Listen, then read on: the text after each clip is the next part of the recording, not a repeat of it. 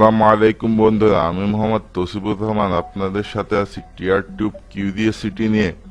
আজ আমি আপনাদের যেটি সম্পর্কে পরিচয় করাবো সেটি হলো, ছোটবেলায় হয়তো আপনারা অনেকেই ঠগি নামটি শুনেছেন বা অনেকেই এই ঠগি নামটির সাথে পরিচিত। উপমহাদেশের এক ভয়ঙ্কর খুনি সম্প্রদায়ের নামই হলো এই ঠগি। ঠগ একটি সংস্কৃত শব্দ যা থেকে ঠগি শব্দটির উৎপত্তি। শাব্দিকভাবে এর অর্থ ধোঁকাবাজ বা প্রতারক। বাংলা অভিধানে ঠগি বলতে বিশেষ শ্রেণীর এই দস্যু দলকে বোঝায় যারা পথিকের গলায় রুমাল বা কাপড় জড়িয়ে হত্যা করে। ঠগিরা ছিল ভারতবর্ষে একটি বিশেষ শ্রেণীর খুনি সম্প্রদায়। এদের মতো নিষ্ঠুর আর নিপুণ খুনির দল পৃথিবীতে শুধু নয়, ইতিহাসে বিরল। ঠগিরা 13 থেকে 19 শতকে বাংলা সহ উত্তর ভারতে ত্রাসের রাজত্ব কায়েম করেছিল। তারা যত মানুষ হত্যা করেছে পৃথিবীর ইতিহাসে তা নজিরবিহীন। কেবল 1830 সালেই ঠগিরা প্রায় 30,000 মানুষকে হত্যা করে। 1356 সালে ঐতিহাসিক জিয়াউদ্দিন বারানি লিখিত ফিরোজ শাহের ইতিহাস গ্রন্থে ঠগিদের প্রথম জানা। এই ঠগি শ্রেণীর মানুষেরা উত্তর ভারতে তাদের কার্যক্রম শুরু করে। এরপর বহু শতাব্দী ধরে বংশ পরম্পরায় তাদের এই কর্মকাণ্ড চালাতে থাকে। এরা ছদ্মবেশে ঘুরে বেড়াত, পথে যাত্রীদের সঙ্গে বন্ধুত্ব করত, তারপর তাদের সময় সুযোগ বুঝে যাত্রীদের মেরে ফেলে সবকিছুই লুট করত। 17 আর 18 শতকের প্রথম দিকে পথিকদের জন্য মূর্তিমান এক আতঙ্কের নাম হয়ে উঠেছিল এই ঠগি। কিন্তু বাংলায় তাদের আগমন ঘটে 1290 সালের দিকে। 1290 সুলতানি শাসনের সময় প্রায় 1000 খানেক ঠগ ধরা পড়ে। কিন্তু কোনো এক অজানা কারণে সুলতান তাদের কোন রকম সাজা না দিয়ে দিল্লিতে ফিরে না আসার সত্ত্বে অনেকটা আপ্যায়নের সাথে তাদের নৌকায় তুলে দিয়ে ভাটির দেশ তথা এই বাংলায় পাঠিয়ে দেন। আর তারপর থেকে বাংলার জলে স্থলে মাঠে ঘাটে ছড়িয়ে পড়ে এই খুনির দল। বাংলায় ঠগিদের ইতিহাসের সূত্রপাত সম্ভবত এখান থেকেই। শত শত বছর ধরে ভারতের বিভিন্ন জায়গায় হারিয়ে যেতে থাকে অগণিত পথিক। কোথায় কিভাবে হারাতো জানতো না কেউই। কোনো এক জাদু বলে যেন তারা মুছে যেত পৃথিবীর বুক। কত মানুষ হারিয়েছে এইভাবে গিনেস বুকের হিসাবে এই সংখ্যা প্রায় 20 লক্ষ। নিরীহ পথিকদের ভুলিয়ে ভালিয়ে নিয়ে যেতে, হত্যা করে তাদের মালামাল লুট করত এই ঠগির দল। ভারতীয় কিংবদন্তিতে আমরা তাদের ঠগি বলেই চিনি। এই ঠগি যারা ইতিহাসের নিষ্ঠুরতম খুনিদের মধ্যে অন্যতম বলেই চিহ্নিত।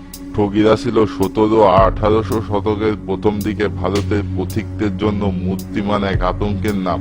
ঠগিরা সবসময় চলত দল বেঁধে। তারা ব্যবসায়ী, তীর্থযাত্রী কিংবা সৈন্যের ছদ্মবেশে ভ্রমণ করত। এদেরই লোকজন গোপনে বাজারে কিংবা সরাইখানা থেকে পথযাত্রীদের সম্বন্ধে যাবতীয় সকল তথ্য জোগাড় করত। তারপর যাত্রীদের সঙ্গে মিশে যেত।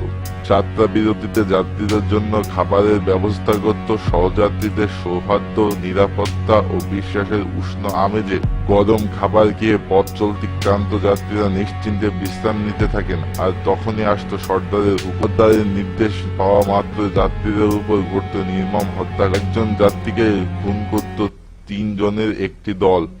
একজন মাথা ধরে রাখতো, অন্যজন ফাঁস পড়াতো, আর একজন পা চেপে ফেলে দিত। কেউ পালিয়ে গেলেও রক্ষা নেই। ঠগিদের জন্য আরেকটি দল কাছে পিঠে উৎপেটে থাকত। ঠগিরা নানা রকম সাংকেতিক ভাষায় নিজেদের মধ্যে কথা ও তথ্য আদান প্রদান করত। যেমন বাসুন মেজে আনার কথা বলার মধ্য দিয়ে সর্দার তার এক সঙ্গীকে বলে দিত কবর তৈরি করতে হবে। ঝিরানি শব্দের মানে হলো হত্যার প্রস্তুতি, আর তামকুলাও শব্দের মাধ্যমে হত্যার আদেশ দেওয়া হতো। এই নির্দেশ পাওয়া মাত্র মুহূর্তের মধ্যে ফাঁস জড়ানো হতো শিকারের গলায়।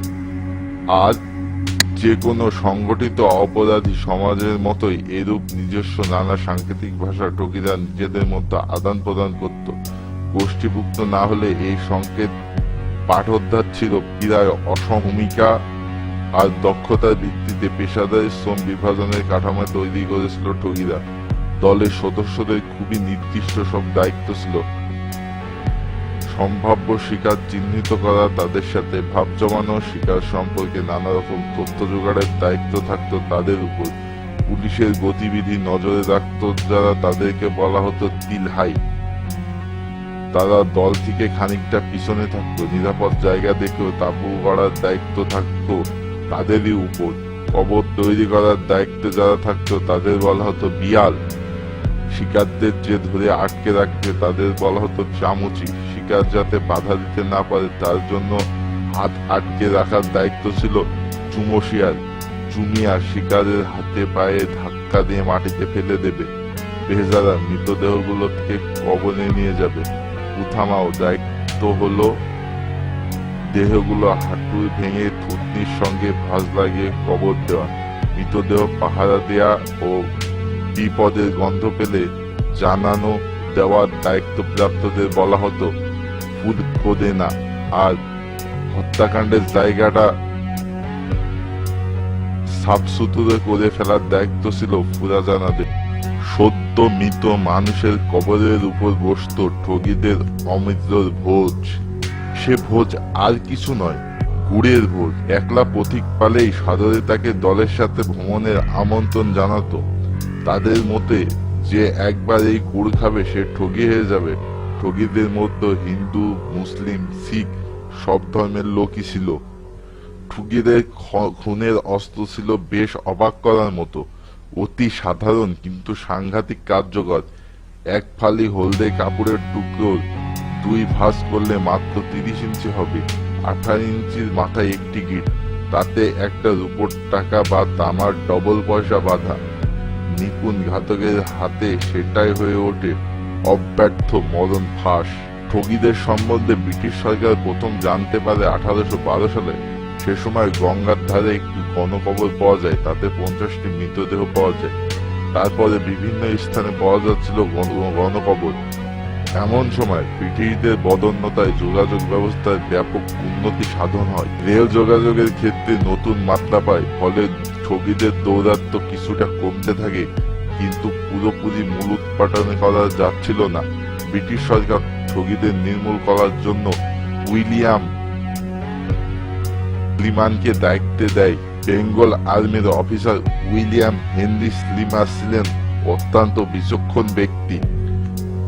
তিনি দেখলেন কিছুতেই অন্যান্য দুষ্কৃতিকারীদের থেকে ঠগীদের পৃথক করা যাচ্ছে না। ঠগীরা নিপুণ কৌশলে অপরাধ ঢেকে রাখছিল।